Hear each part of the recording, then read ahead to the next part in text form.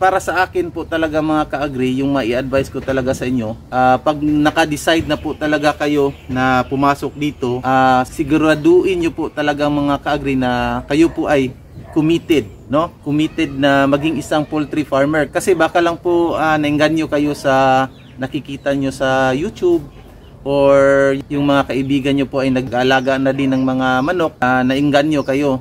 Hindi po basta-basta mga ka-agri kung tayo ay papasok sa isang negosyo.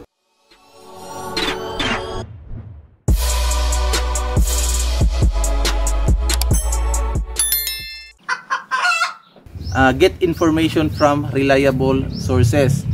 So yun nga yung sa last sa mga previous video ko po, na-share ko po sa inyo yung mga reliable resource person na pwedeng makatulong, no? Kagaya nila Dr. Erwin Cruz ng Dominant Asia Pacific, Dr. Beltran, ayan, si Pastor Hill Cruz dito sa Davao City. Ayan, sila po yung nakikita kong mga ka-agri na very reliable po, very legit po. Napakagaling po nila. So ayan mga agri, kahapon ay nag-post po kami sa aming FB page, no? Meron kaming mga available na binenta. So yung ginawa namin ay nag-post kami ng isang set na Decal Brown. So ayun, siguro mga isang oras lang may nag-PM na gustong bumili ng Decal Brown. So ayan mga ka-agri, patunay po ito na kung sakto lang po yung marketing strategy natin, ay hindi po tayo mahirapan, no, na magbenta ng mga produkto natin ng mga manok. So ngayon ihahatid namin kasi nasa Digos lang yung bibili ng mga manok natin. So free na po yung delivery farming. So mga ka-agri, kung gusto nyo talagang pumasok dito sa pagnenegosyo, particularly dito sa free range chicken farming, unang-una po ay suriin nyo po ng mabuti yung kung ano yung program, ano yung mga strategy nyo, ano yung mga plans nyo po kung papasok kayo dito sa free range chicken farming. And para sa akin po talaga mga ka-agri, yung mai-advise ko talaga sa inyo, pag naka-decide na po talaga kayo na pumasok dito, siguraduhin nyo po talaga mga ka-agri na kayo po ay committed, no? Committed na maging isang poultry farmer. Kasi baka lang po naengganyo kayo sa nakikita nyo sa YouTube, or yung mga kaibigan nyo po ay naging nag-aalaga na din ng mga manok at naengganyo kayo. Hindi po basta-basta mga ka-agri kung tayo ay papasok sa isang negosyo. Kasi dapat para sa akin dapat passionate tayo, no? Aside from being passionate, dapat meron talaga tayong sapat na kaalaman, no? Kung pumasok tayo dito sa pag-aalaga ng mga manok. Sa pamamagitan po ng inyong commitment at saka sa inyong pag-study po ng maigi, ay maiwasan po natin yung discouragement. Saka makakasave tayo ng time kasi hindi tayo paulit-ulit, kasi yun yung mga dahilan kasi mga ka-agri na marami tayong mga kaibigan diyan na discourage po kasi pumasok sila agad. Hindi nila sinuri muna yung program dito sa pag-alaga ng mga manok. Ang dami kasing factor para sa akin mga ka-agri kung tayo ay papasok dito. Makakasave tayo ng money, no? Kung sakto yung program natin, sakto yung pagsimula natin. Tsaka po mga ka-agri, less frustration po along the way sa inyong pag-aalaga. Kasi pag kulang yung kaalaman natin, yung capital natin, yung space natin, saka overall yung commitment natin mga ka-agri, pag kulang yun mga ka-agri, ay delikado po. So malaking tsansa po yung frustration na darating pag may mga problema na darating sa ating pagmamanukan. So para sa akin, dapat i-prepare po natin yung yung puso natin, saka yung mind natin mga ka-agri. Focusing po talaga tayo, no? Pag papasok tayo dito sa pagmamanukan, dapat focus tayo mga ka-agri. Although hindi naman masyadong nangangailangan ito ng mataas na oras mga ka-agri, basta may may tamang program ka lang na sinusunod. Ayan. Always allocate time pag pumasok tayo dito.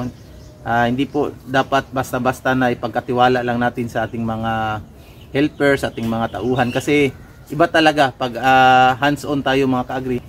Siguro may 2 o 3 oras yung andito ako, no? Para po sa akin mga ka-agri, kasi ano po, may ibang business din ako. So sa akin nasa mga 2 to 3 hours ako na nakasubaybay dito sa farm namin. So most of the time, yung mga helper ko lang po ang andito. So ginagabayan ko po sila mga ka-agri, at saka ginaguide ko pa rin po sila mga ka-agri from time to time.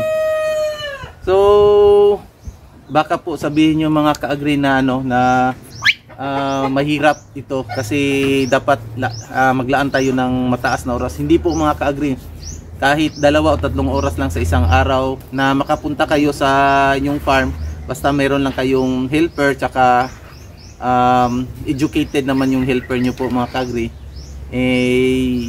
okay lang po talaga mga ka-agri. Wala po talagang problema kasi hindi po talaga ito nangangailangan ng mataas na oras. Basta tama lang yung program, tama lang yung practices natin sa pagmamanukan natin. And isa pa po mga ka-agri, get information from reliable sources. So yun nga yung sa last sa mga previous video ko po, na-share ko po sa inyo yung mga reliable resource person na pwedeng makatulong, no? Kagaya nila Dr. Erwin Cruz ng Dominant Asia Pacific, Dr. Beltran, ayan, si Pastor Hill Cruz dito sa Davao City. Ayan, sila po yung nakikita ko mga ka-agri na very reliable po, very legit po. Napakagaling po nila dito sa larangan ng pagmamanukan. So pwede po kayong mag-contact sa kanila. May may mga online seminar sila, so pwede kayong mag-enroll sa kanilang online seminars. Napaka-importante po talaga mga ka-agri na mag-invest tayo ng knowledge po kung tayo ipapasok dito para iwas po frustration, hindi po masayang yung panahon natin, yung pagod, saka yung pera, no, yung kapital natin mga ka-agri. And ito pa rin po mga ka-agri, always start with the right genetics. Yan. Ito po yung mga natutunan ko kay Dr. Erwin Cruz kasi nakasali po ako sa kanyang mga online seminars, yung mga modules niya. Always start with a right genetics. Dapat po yung mga manok na kinukuha natin, maganda yung genes, no? Para po hindi tayo mahirapan. Hindi mahirap lagaan at saka paitlugin pag tama yung genes po na kinuha natin, mga magagandang mga manok po. Ayan. And ito pa mga ka-agri, expect challenges and failures along the way. Ayan. Hindi po 100% guarantee na magiging successful tayo dito mga ka-agri. Sa akin mga ka-agri, minsan ay hindi po talaga maiwasan na may mga nagkakasakit, merong namamatay. Normal lang po talaga yan mga ka-agri. Masasabi ko pong normal kasi kahit anong higpit natin, kahit anong bantay natin mga ka-agri, meron talagang mahihina yung katawan ng mga manok at madali silang madapuan ng sakit. And yun nga yung sabi ko na dapat maganda yung genes, maganda yung practices natin, yung vaccination natin, yung pagbibigay ng mga vitamins. Ayan po, napaka-importante po talaga yan mga ka-agri. So ayan mga ka-agri, kung talagang desidido ka na pumasok dito sa pagninegosyo dito sa pagmamanukan, just do your best and leave to God the rest. Ayan, bahala na si Lord po mga ka-agri na mag-bless po sa atin mga ka-agri. Basta magsikap lang po talaga tayo, tiyaga at saka dasal. Yan yung palagi kong sinasabi sa mga kaibigan ko na pumasok, no? STD, sipag, tiyaga at dasal. Ayan. So ayan mga ka-agri, di-deliver muna namin yung manok. Saka dito na lang muna. And sa mga kaibigan ko po dyan na palaging sumusuporta, mga ka-agri dyan na palaging sumusuporta, maraming salamat po talaga. And hayaan nyo po, gagalingan pa namin yung mga content namin mga ka-agri. At sana ay makatulong kami sa inyo po. Ayan. So ayan mga ka-agri, kukunin muna namin yung mga manok na i-deliver. So let's go.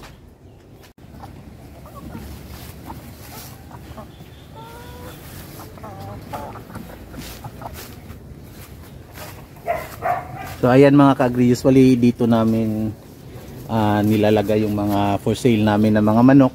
Yan.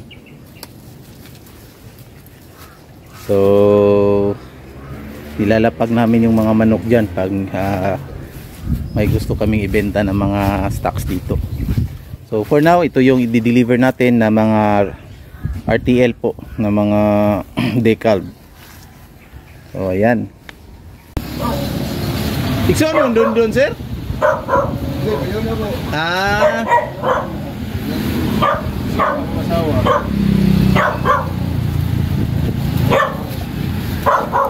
Sige, bili na lang muna sir. So ayan mga ka-agri, tapos na po tayo mag-deliver. Let's go.